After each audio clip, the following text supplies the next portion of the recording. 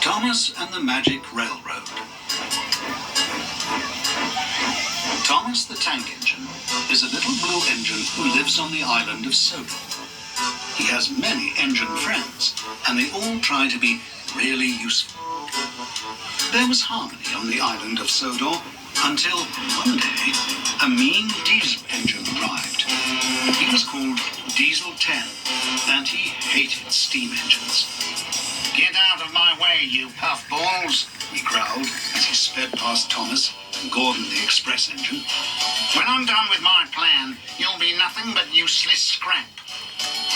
Thomas was scared of Diesel 10, but he knew he had to be a brave little engine.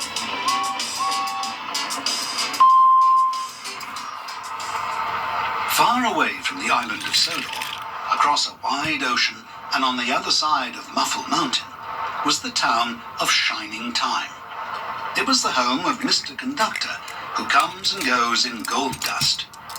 Mr. Conductor was getting ready for a trip to the island of Sodor on the Magic Railroad. The Magic Railroad was a Conductor family secret. The engines were very glad to see their friend Mr. Conductor. He would take care of them while Sir Topham Hatt, the railroad director, went on vacation. But Diesel 10 had other plans. "I'll soon settle Twinkle Toes with my claw," he snarled.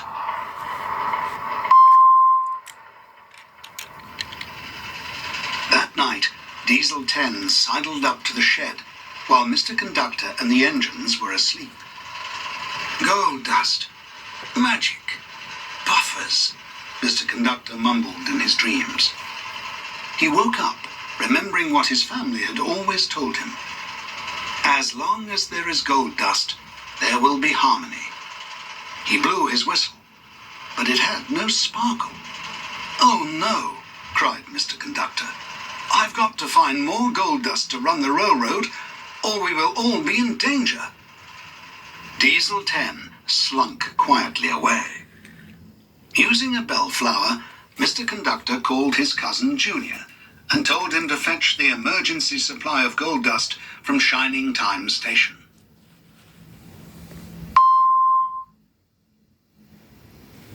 About that time, a young girl named Lily arrived at Shining Time, led by a friendly dog called Mutt.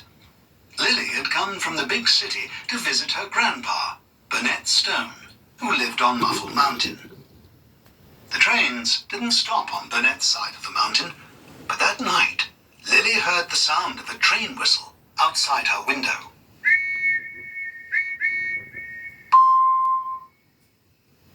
The next morning, Thomas went to fetch coal for Henry, who had boiler ache. The last freight car wasn't coupled properly to the others. It glided through an old set of buffers and disappeared.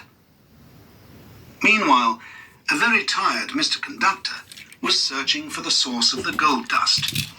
Diesel 10 caught him walking along a viaduct. Diesel 10 grabbed Mr. Conductor with his claw and dangled him over the gorge. Mr. Conductor yanked out his pliers and cut one of the cables connected to Diesel 10's claw. The claw sprang open and flung Mr. Conductor onto a sack of grain at the base of a windmill. There, he found a clue to the source of the gold dust. It said, "Stoke up the magic in the mountain, and the lady will smile. Then watch the swirls that spin so well."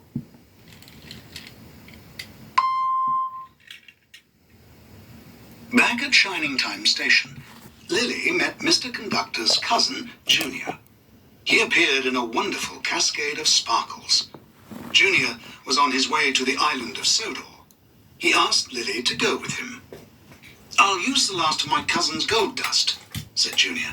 "It's the only way to travel, and we'll find lots more soon." Whoosh! Suddenly, they were on the Magic Railroad, moving bumpily along. The gold dust made little pools of light in the dark tunnel. The two of them glided right through the buffers at the end of the track. Lily's eyes widened when she saw the island of Sodor in all its marvelous magic.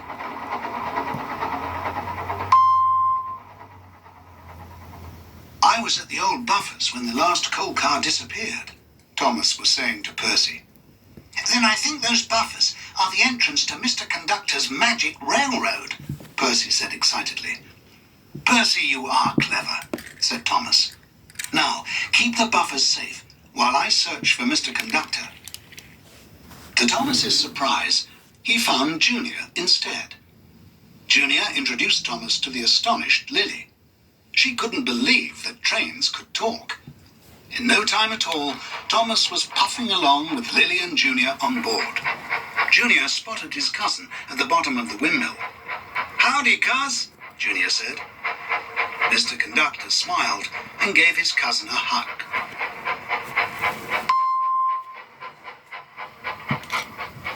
In his darkened workshop, Burnett Stone was working on the beautiful golden steam engine called Lady. It was Lady's whistle that Lily had heard that night. When Burnett was young, Lady was hurt in a terrible accident. Lady's beautiful face had faded, and the magic railroad faded with it. As hard as he tried, Burnett couldn't make Lady come back to life. "The railroad needs Lady," whispered Burnett as he worked. "I need to know the secret to make her run again." On the island of Sodor, Diesel 10 was plotting to destroy the magic railroad. "We don't know which buffers are the entrance to the magic railroad," he told his hench Diesels Splatter and Dodge. "We'll just have to destroy them all."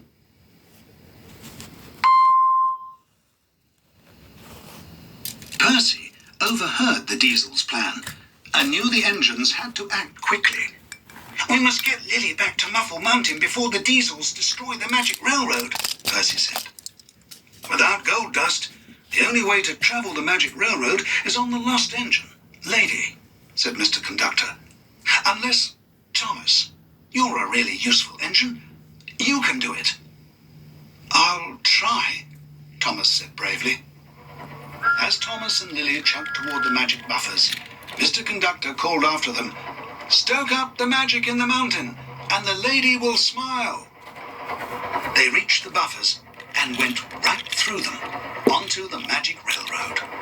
They spotted the missing coal car and quickly coupled it to Thomas.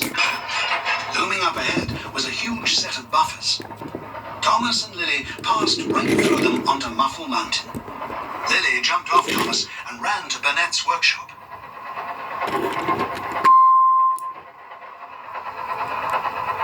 Elsewhere on Muffle Mountain, a huge explosion jolted Thomas off the ground and onto another branch of the magic railroad. In this unfamiliar place, Thomas wasn't sure he could find his way back to where he'd left Lily. He hurried off to find a connection back to the main line. At the same time, Lily rushed into Burnett's workshop, where she saw the beautiful golden engine. "This is the lost engine from long ago," exclaimed Lily. "She's the key to Mr. Conductor's magic railroad." "I don't know how to make Lady run," said Burnett sadly. But Lily suddenly realized that she did. "She needs coal from the Island of Sodor," Lily said. "Thomas and I brought some with us."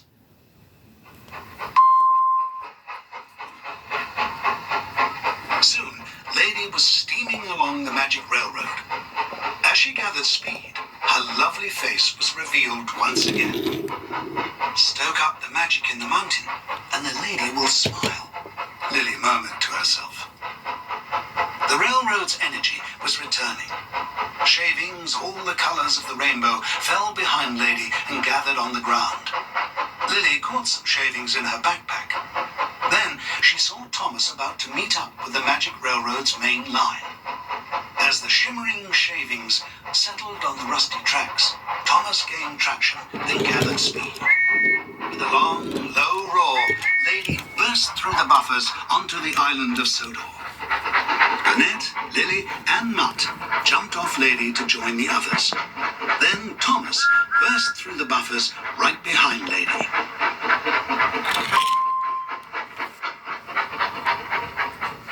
Suddenly, Diesel 10 appeared, as if from nowhere. With a roar, he rushed at Thomas, his jagged claws snapping.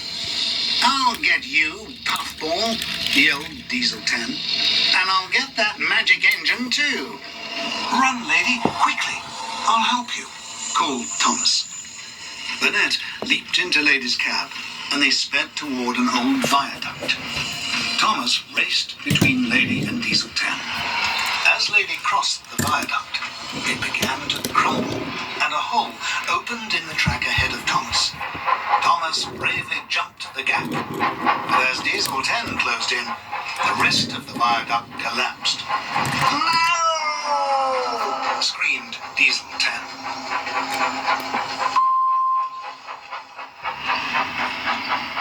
Diesel 10 slid over the edge of the viaduct and dropped onto a barge filled with sludge. Off he floated, never to be seen again. Lily opened her backpack and scooped out the wonderful shavings from the railroad. Stoke up the magic in the mountain, and the lady will smile. Then watch the swirls that spin so well, Mr. Conductor recited, remembering the rest of the clue to the gold dust. So well? A well means water, shouted Junior. Lily mixed the shavings with soda water and shook them around as if panning for gold. Then she threw the mixture into the air. Gold dust, everyone yelled.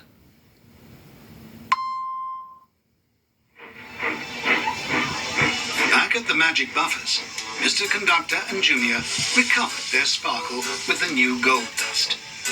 Lily and her grandfather hugged each other with joy. It was a happy Thomas who puffed home that evening, knowing that a little blue engine like himself had been so very useful.